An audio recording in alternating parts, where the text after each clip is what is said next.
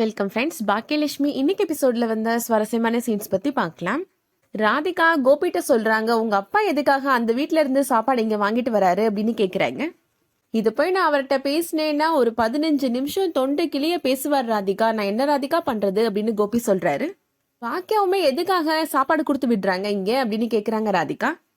கோபி சொல்றாரு, அப்பாவுக்காக கொடுத்துருப்பா அப்படின்னு சொல்றாரு. அவங்களுமே ஒரு முடிவா தான் இருக்கிறாங்க, நம்ம சந்தோஷமாவே இருக்கக்கூடாதுன்னு தான் இப்படி எல்லாம் பண்றாங்க அப்படின்னு சொல்றாங்க ராதிகா. யார் என்ன நினைச்சா என்ன, நம்ம சந்தோஷமா இருக்கலாம் ராதிகா அப்படின்னு கோபி சொல்றாரு. அடுத்ததா கோபியோட அப்பா இனியாட்ட சொல்றாரு, நீ வாங்கின மார்க்கை பத்தி நான் அம்மாட்ட சொன்னேன் அப்படின்னு சொல்றாரு. எதுக்கு தாத்தா அதெல்லாம் சொன்னீங்க அப்படின்னு இனியா கேக்குறாங்க. நீ எவ்வளவு மார்க் வாங்கினேன்னு அவளுக்கு தாமா தெரியணும் கண்டிப்பா அப்படின்னு சொல்றாரு அவரு. இனியா தாத்தா சொல்றாரு, அவ உனக்கு ஒரு லெட்டர் கொடுத்து விட்டுருக்காமா அப்படின்னு சொல்றாரு. என்ன எழுதியிருப்பாங்க, என்னை திட்டி திட்டி தான் எழுதியிருப்பாங்க அப்படின்னு சொல்றாங்க இனியா. உன் அம்மா உன்கிட்ட கொடுக்க சொன்னா நான் உன்கிட்ட வந்து கொடுத்துட்டேன், அவ என்ன எழுதியிருக்கிறான்னா எனக்கு தெரியாதுமா அப்படின்னு தாத்தா சொல்றாரு. இனியா இப்போ பாக்கியா கொடுத்த லெட்டரை வெளியில வந்து வாசிக்கிறாங்க. இனியா இப்போ அந்த லெட்டரை வாசிக்க ஆரம்பிக்கிறாங்க.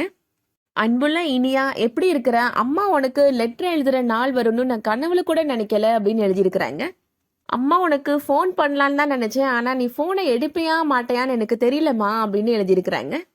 அதனால தான் லெட்டர் எழுதியிருக்கிறேன். நீ நல்லா இருக்கிறியா இனியா? அம்மா மேல இன்னும் கோபமா தான் இருக்கிறியா அப்படின்னு எழுதியிருக்கிறாங்க. பரவாயில்ல, ஆனா எனக்கு உன் மேல எந்த கோபமும் இல்லை இனியா, நீ என்னை விட்டு போயிட்டேன்னு வருத்தம் தான் இருக்கு அப்படின்னு சொல்றாங்க.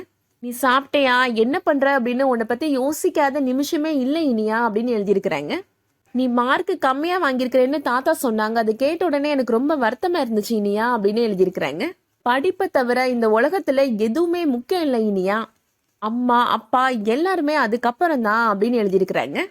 நீ யோசிச்சு பாரு இனியா, அம்மா கூட வெளியில வர்றதுக்கு நீ ஒரு நாள் கூட விரும்பினது கிடையாது அப்படின்னு எழுதியிருக்கிறாங்க. ஸ்கூலுக்கு நான் உன் கூட வரதே உனக்கு அவமானமா தான் இருந்துச்சு, ஏன்னா நான் படிக்கல, நாளைக்கு உனக்கு கல்யாணம் நடக்கும், உனக்கும் குழந்தைங்க பிறப்பாங்க, அவங்க உன்னை நினைச்சு பெருமைப்படணும் இனியா, நீ அம்மாவை நினைச்சு அவமானப்பட்ட மாதிரி அவங்களும் நினைக்க கூடாது இனியா அப்படின்னு எழுதியிருக்கிறாங்க. நம்ம வாழ்க்கை நம்மள எப்ப வேணாலும் தலை குப்புற தூக்கி அடிக்கும், யாரு துணையா இருந்தாலும் நமக்கு இந்த படிப்பு தான் கை கொடுக்கும் அப்படின்னு எழுதியிருக்கிறாங்க.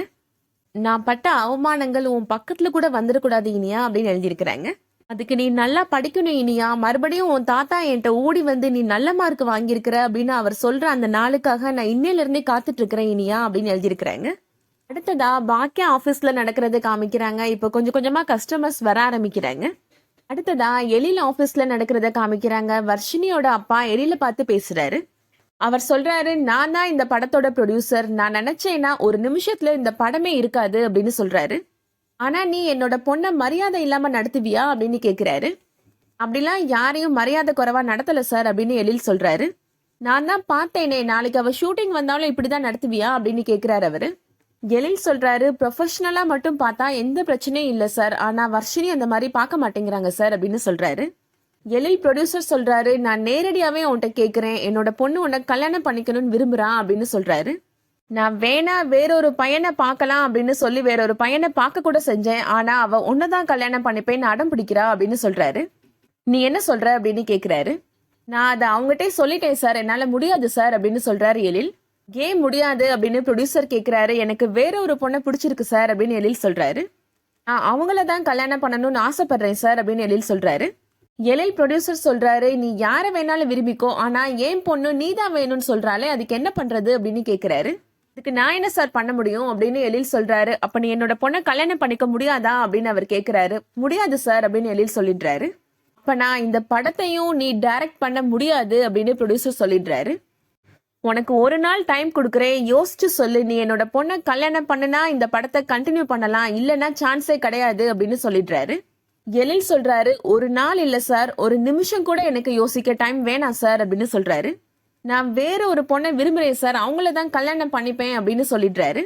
வர்ஷினி அப்பா எழில்கிட்ட சொல்றாரு, உன்னை பத்தி இந்த ஃபீல்டுல நான் ஒரு வார்த்தை தப்பா சொல்லிட்டேன்னா அதுக்கப்புறம் உன்னால இங்க நிலைச்சு இருக்கவே முடியாது அப்படின்னு சொல்றாரு.